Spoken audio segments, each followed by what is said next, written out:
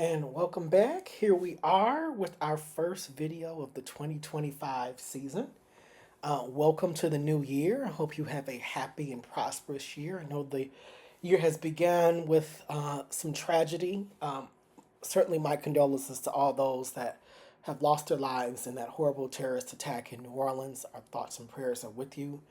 But I also want to use this as an opportunity to uplift others with some positive energy because we are in for what I think will be a remarkable 2025 season. We have several talented athletes returning. We have a lot of new incoming athletes that are sure to turn the world on its head. And college track and field is just very exciting and a lot of fun. In this video today, we are going to be doing a preview of the women's NCAA indoor season. It's not necessarily a team preview, it's more of an event individual preview. We'll have more about the team aspect and the team title picture as the season progresses. Now, although the season officially started in December, we had meets in December, a lot of great distance performances. Normally, they're coming right after a rough cross country season. The indoor season for many of us really kind of kicks off in January. And so this weekend and next weekend, we're going to be seeing some pretty big meets. So I want to take this week as an opportunity to sort of preview of what we have based off what we've already seen. We'll give, another video for the men, and then we'll do a video of some of the big name transfers and also the freshmen that are coming because we had a NCAA champion last year as a freshman. So it's not beyond the realm of possibility. But this preview, I'm focusing really on some of the bigger names that we think that are competitors for the team, for the individual title. And so we'll get started right away with our usual format. So if you are new here, welcome. Please like and subscribe. We start with a four-leg format similar to that of a relay. And so leg one will be the sprints and the hurdles. We'll have a discussion on that. Leg two is distance. Leg three will be jumps today, and leg four will be throws. They will be the anchor leg of the video. Well, and we have a lot of action in the throws. I'm pretty sure you are aware. One of those rare years where we're returning two champions, one of which, almost won the Bowerman. And so let's get things started with our sprinting events, and we'll get it started with the fastest event on the track. That is the 60-meter dash. And this is an event where we are seeing a returning champion. And that returning champion is Brianna Liston of LSU. No shock there. LSU is known for their sprinters, but I think, in recent memory, they've really kind of had a stranglehold on this event. If they're not the champion, they have someone seriously in the running. We did have Julian Alfred of Texas just dominating for all those years she was at Texas, and now she's an Olympic champion for St. Lucia. But prior to that, LSU had Micaiah Briscoe, and a host of others that just were really, really highly competitive and competing for a national title. And here they are again. And Brianna Liston ran 7:03 last year as a sophomore, and I think she did the smart thing at the end of what was a pretty solid sophomore campaign. She chose not to run for the Jamaican team for the Olympics. She chose to give her body a rest and to probably focus more aligned on this upcoming season. It'll be her junior year. And this is actually, I think, a good chance for her to possibly, she decides to turn pro at the end of the season. It's been good. She's got now 3 years under her belt in college. And she's being really smart about her collegiate development because she came into the league or the college competition with a lot of eyes on her because she was such a phenomenal talent in high school. She was a world junior champion, was running world-class level times as a young teenager. And so there was expectations that, she's going to be the next Shelly Ann, she's going to be the next Sharika. Stop putting that on her just yet. Let her develop into who she's going to be. And I think she took the reins and took time off. And she's going to enter the indoor season healthy and fresh. And I think she's going to give us a sub-7 performance towards the end of the season. Who knows? She may blow the doors off of it right out the gate. She did that last year. She caught our attention right away. And she'll probably do that again this year. But I do think she's going to really give us a time. And I think she'll be under 7 seconds at some point at this season. I know that's saying a lot. But again, this is LSU. They produce very good short sprinters. I think the two biggest challengers are going to be ladies that she's competed against regularly. If you follow me on social media, I am the Track Nerd 06 on Instagram.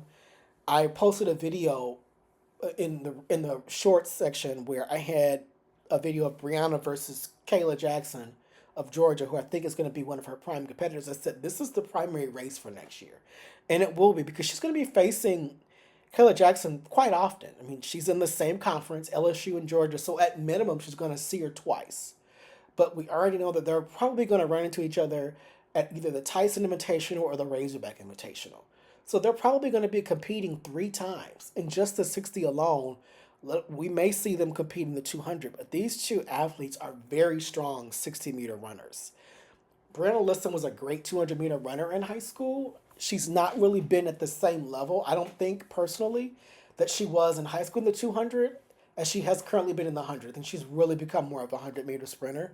But I think this is the year where she'll try to be more complete. But for now, I think she's really the top dog in the 60 along with Kayla Jackson. And I do think Jaden Mays of Oregon is the other big dog. Jaden Mays is a really talented, well-rounded sprinter. And had it not been for the two of them, we're looking at another NCAA champion from Oregon. So great job for the coaches there who keep developing great sprinters. And in the 200, we'll move to Jamesia Ford because she's the other defending champion of South Carolina. And as you're already seeing, the SEC coming out strong. She ran 22:34 last indoor season, and she wasn't able to hold that and win the outdoor season, but that's okay. She was a freshman and she had such a strong and incredible year. And you can have a great indoor season, but by the time the outdoor season comes, you're not used to that level of high competition so often that there's probably a brick wall that you run into where you just have a freshman crash. And I think she had that towards the end of the season. That being said, she was phenomenal still in the outdoor season. She was second. I think it's really going to be her in the 200. She really runs the 200 beautifully well. I mean, beautifully. And she has that great, great start. And she can hold it because she's a very strong 400 runner. And maybe she'll become more of a 2-4 runner this year. It remains to be seen, but she's just such an outstanding 200-meter runner. She reminds me of a young Allison Felix. And besides Jaden Mays of Oregon, who I think will also do well here in the 200, she's a great double sprinter. I think the other name is one that we didn't get to really hear a lot of. She was another talented freshman, and we thought she was going to be what Jamesia Ford became. And that's Shanti Jackson, Bershawn Jackson's daughter, the former world champion Olympic medalist who's done a great job coaching. She ran 22:77 in the middle of the season, indoor season. And I thought had she stayed healthy, she would have really given Ford, I think, a run up for her money. And fortunately, she had an injury-plagued freshman year. But, all that time off, opportunities to rest, we may really see her give Jamesia a run for her money. Now, with her being at Arkansas, they're definitely going to run into each other a couple of times. So look forward to seeing what they do this indoor season. And moving to the 400, this is where I think, obviously, Arkansas really is going to be strong. They have the top returnee in Kaylin Brown of Arkansas, who ran a low 49 last year. And I think she's probably going to run 49 indoors. I think we're to that point now. Surprisingly, where in order to win the 400, whether indoors or out, it has to be a 49-second run. 50 point will no longer cut it. You are considered a threat at 50 point, but you're not going to win it. I think Aaliyah Butler of Georgia, who has an Olympic gold medal as a member of the relay team, although she didn't run the way she wanted to at the NCAA outdoor meet, she ran well enough to qualify for Team USA. She's a 49-second runner, really talented, and Georgia had a really solid year under Coach Carroll in the 400. I think that Aaliyah Butler is going to be a serious threat to Kaylin Brown. Guess Kaylin has the faster time, but Butler, she's going to be there every step of the way. And with her also being in the same conference, they're going to see each other. And the other big name that I'm adding is a transfer. She did so well at Pennsylvania. Graduated as an Ivy League student, but the Ivy League, they have a limit on how many years you compete. She's now a transfer to Arkansas, and that's Isabella Whitaker. Running that low 50 point last year, she was an incredibly strong 400-meter runner outdoors, much better than when she ran indoors. But her sister really has the name Juliet, and we're going to talk about her shortly. But Isabella, with that low 50 point, and now being at Arkansas, which is going to be around a host of very good 400-meter runners. We saw what they did last year. they had a lot of really big names come into the transfer portal. So, and one of them being, Kayla Davis, former North Carolina high school star who went to Florida and things did not work out. And Florida made some changes. They have a new sprint coach for the women, Hollinger, who did a phenomenal job at Ole Miss. Obviously, his top sprinter won the 100 and 200 last year. And so he's bringing that talent, that coaching talent, back to the University of Florida. So I do think Florida will get back to the way things used to be. But no shock, she wanted to go where she could possibly see herself develop into a better 400-meter runner. And I think it was a smart decision to make the move. She's now at Arkansas, and I think she'll be a threat. I don't think Arkansas will have the depth that they had last year. That's as of right now, because we don't know what we don't know yet. And things can change by midseason. We're talking about Arkansas. Here they go again, because they've been that way, not just last year, but for the past few years. So, and Coach Johnson has really done a great job. So we'll see. But I think those three names were the big three names. And now moving on to leg two, the distance events. We'll start with the 800 and with Isabella's sister, Juliet Whitaker of Stanford, for the 800. She won the 800 in the outdoor season. Um, I feel that she's a better outdoor runner than she is indoor. She's proven that in back to back years she does much better in the outdoor, which is, not shocking. That's track's most natural space, but track is track. And my hope is that she's able to put things together this indoor season. I'm going to put her as the number one defending champion from the outdoors, regardless of how well Michaela Rose of LSU has ran. I think all eyes should be on Juliet Whitaker because she's proven herself repeatedly. And again, Michaela Rose of LSU, she was running away with it last indoor season. I just thought there was nothing that she could do wrong. 159s, I mean 158. It just seemed like, oh my gosh, she's gonna really challenge a thing moves indoor record. Came very close, but she also never won that title. But we'll see. LSU athletes have a tendency to learn from their mistakes and rebound the very next year. They've done that repeatedly. And I think she'll be the one to actually do that. So look for Michaela Rose to really show up. And then Juliet's teammate, Royson Willis of Stanford, you could never keep her out because she finished second to Juliet at the outdoor meet. She's a championship level performer too.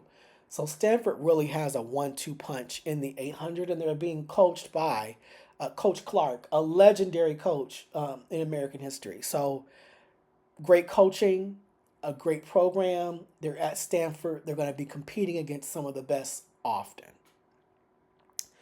Then we move up to the mile. We said farewell to Maya Ramsden of Harvard. It's sad to see her go because she was such a talented miler and she was such a gamer and always showed up at championship meets and ran so well. There's another young woman who has ran very well and unfortunately had to sit in her shoes a lot, and that's Kimberly May of Providence. I think Kimberly May is ready to sort of take the reins and be the top miler. She had a pretty strong cross country season for Providence, which is in the Big East. She shows up regularly at big championship meets. I think this is her turn. If we're giving turns, I think this is her turn to actually win one. I think she's going to have a great indoor season. We'll see what she does because Claudia Casimirs of Oregon didn't really show herself to the outdoor season. And she really stepped up and she was there with May and with Ramsden in the 1,500-meter championship at Oregon. You can't ignore those Oregon runners, and I don't think she's going to be ignored this indoor season either. The dark horse, or the name that I'm going to include, but on the outside looking in, because we didn't see anything from her in the cross country season, that's Billa Jipkiru of Oklahoma State. Oklahoma State, just one of those great distance powers. If she's healthy, if she's there, I don't see how she isn't a competitor. She could possibly win it, beating May and beating Kazmierska. But I think this really is going to be May's race to win. I think this is going to be her season. Will she have a season like Maya Ramsden? It remains to be seen. But she had an impressive year last year as a competitor, being amongst the elite milers in the country.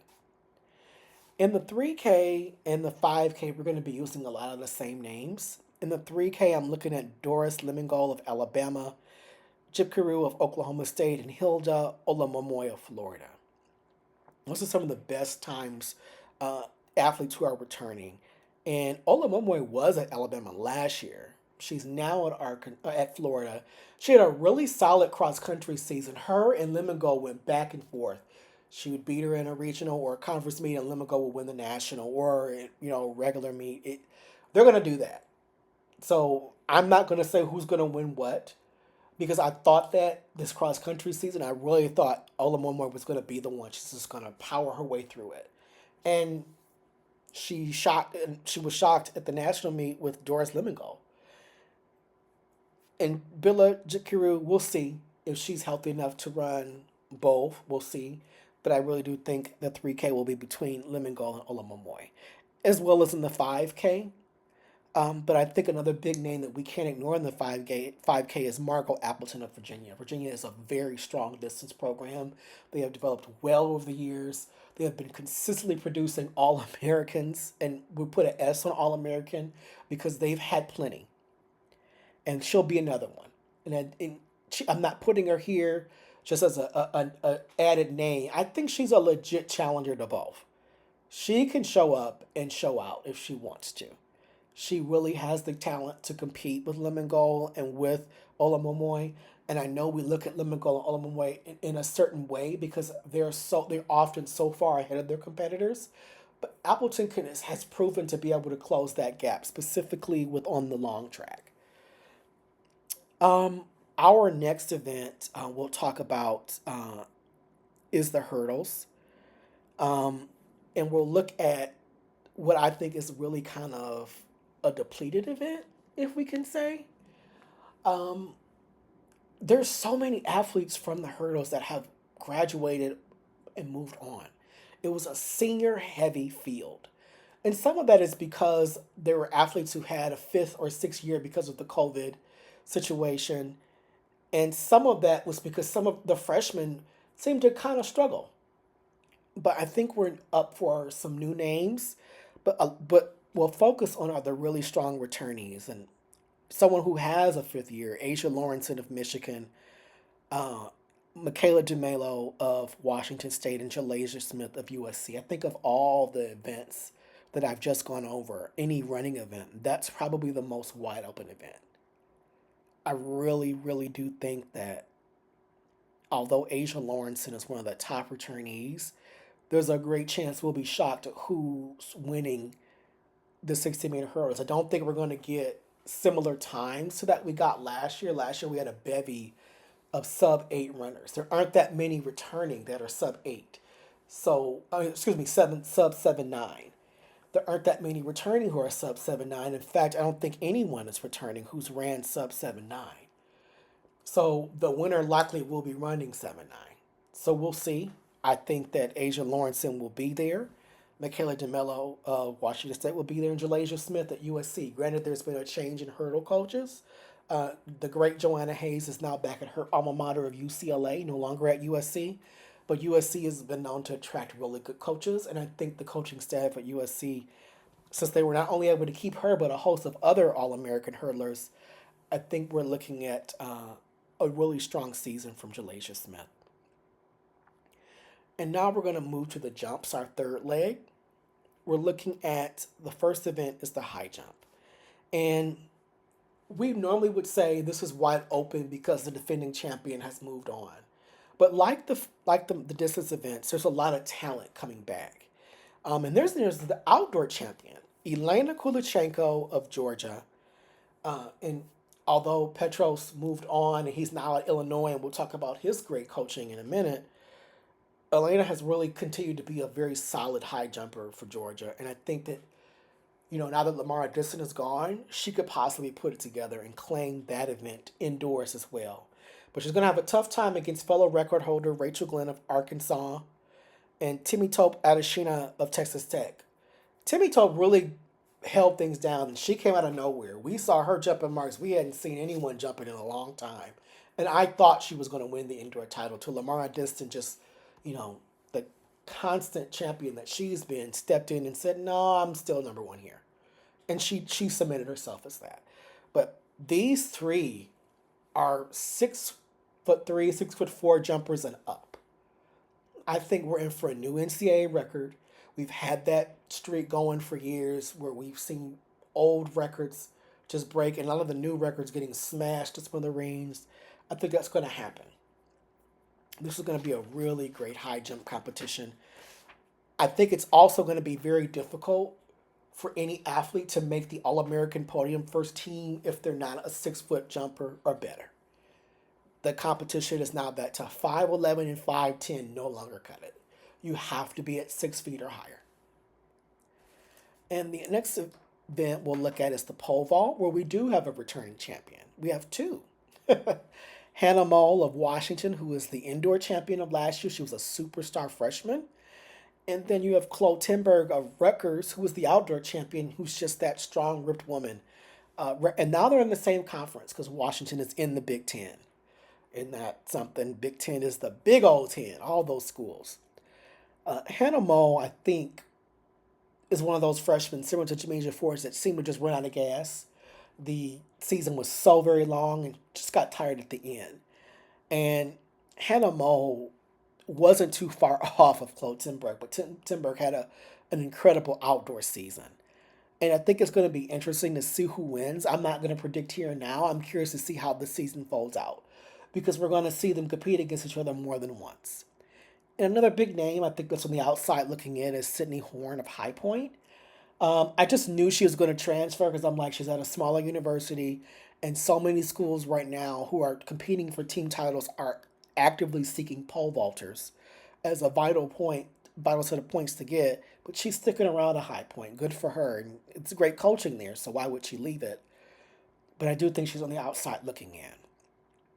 Our next jumping event is the long jump. And we can't ignore probably the big elephant in the room is that defending champion kind of went unnoticed a lot this past outdoor season. That's Sydney Willits of Iowa State. She is a defending champion in the indoor long jump, and that's because we had such great jumpers outdoors. Um, Akeelia Smith of Texas has moved on. She has decided to turn pro. But then you also have returning, competing against Willis is Anthea Charlton of Florida, who is also an All American. And I think another name that we can't ignore is Alyssa Jones of Stanford. But I think all eyes will be on Sydney Willits. You are the defending champion, and you kind of went a little unnoticed in the outdoor season. You didn't really get the fanfare that a defending or that an indoor champion normally gets. She's owed that, and I think she'll certainly have all eyes on her come this indoor season, as it should. In the triple jump, we also have a returning champion, someone who I initially thought wasn't coming back. I thought she had expired her eligibility, just like Asia Lawrence, and I thought that their eligibility was gone, but no, they have another year. This is Ruta Lasmane of Texas Tech. That transfer from Florida State to Texas Tech, which was kind of shocking when it happened because Florida State at that time was a really strong jumps program. And they still are, even though they've changed jump coaches, which was a shock. We'll see how that works out for Florida. Florida State rather. Some of those big names have stayed, and some have gone. So we'll see. But Ruta Lasmane, it's going to be tough to beat. But I think Amelia Shostrand of San Jose State, who's a 46-foot triple jumper, she's going to really be in the battle for it. She's a very solid performer. Shows up in big meets. Although she's in a smaller conference, the Mountain West is getting a lot more notoriety. And being at San Jose State with that great coaching staff, although they lost a lot of their men to the transfer portal, I think her staying and trusting the jumps coach is to her benefit. And the last big name we'll talk about is Timmy Tope Ajora of USC. I think she's really kind of always been in the thick of it, just hasn't been able to get the title. And this is, her 5th year. She's a graduate student now at USC. I'm curious to see what she can do. She's on the outside looking in, but kind of more inside than outside. And those will be our jumping events. And we'll move to the final leg, the throws. And we'll also throw in one more for you, the multi-event. And so in the shot put, our first event in the throws, we have Maya Lesnar. She is a defending indoor champion. And then you have Jada Ross of Oregon, who's defending outdoor champion and the record holder. Maya Lesnar entered the outdoor seasoning. She's the daughter of Brock Lesnar, the famous wrestler. And we just knew that, she's it. And she's beating Jelani Davis of Ole Miss. She's the new girl. And Jada Ross was like, yeah, no, it's me. And it was her. She broke the NCAA record. She had a phenomenal year.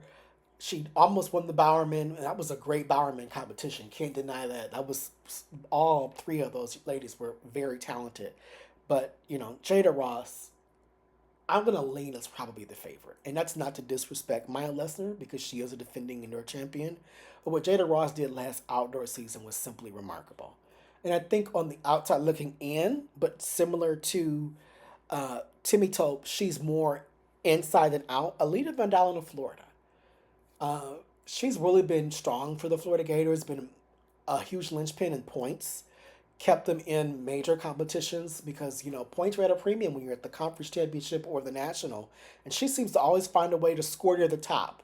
So they're able to rely on her. And I think she's really kind of waiting, like, when is it going to be my turn? I'm ready to be in that same room with Lesnar and with Ross. And I've been able to qualify and get there.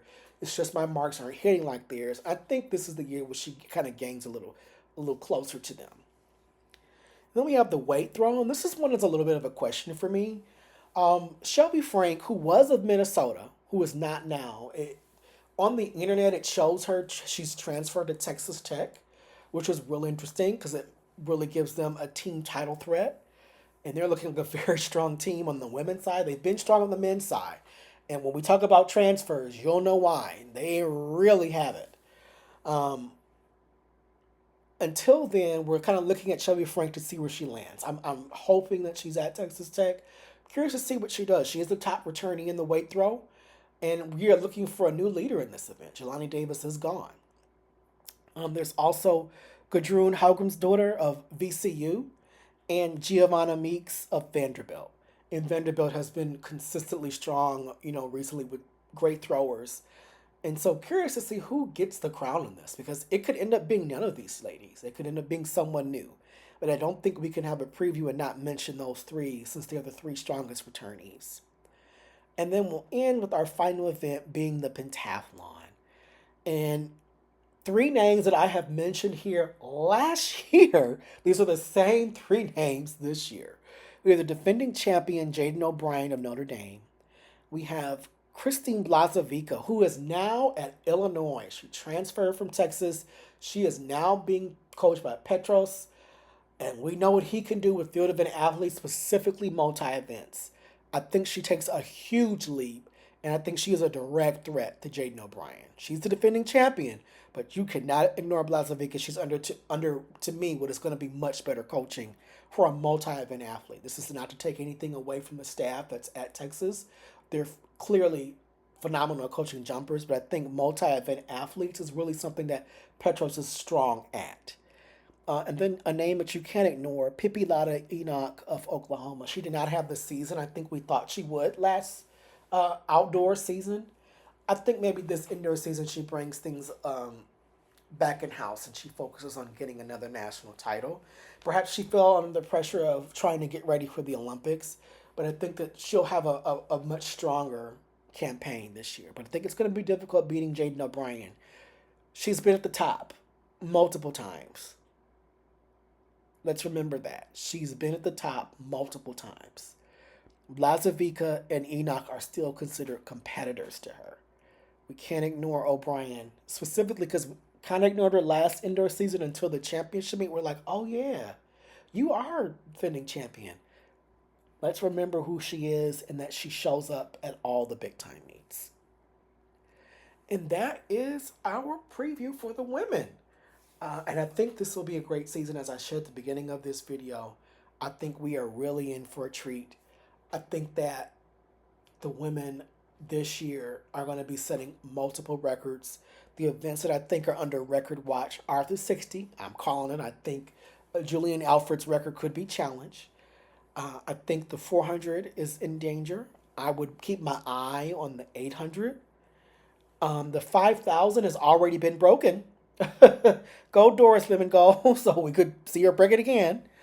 And that's also, keep in mind, that's another part of the preview for the 5K. She's already broken the NCAA record. And I think in the women's high jump is where we're also going to potentially see a new national record. And the last one, more of on the outside looking in, is the triple jump. I'm curious to see what Ruta Last Main does there.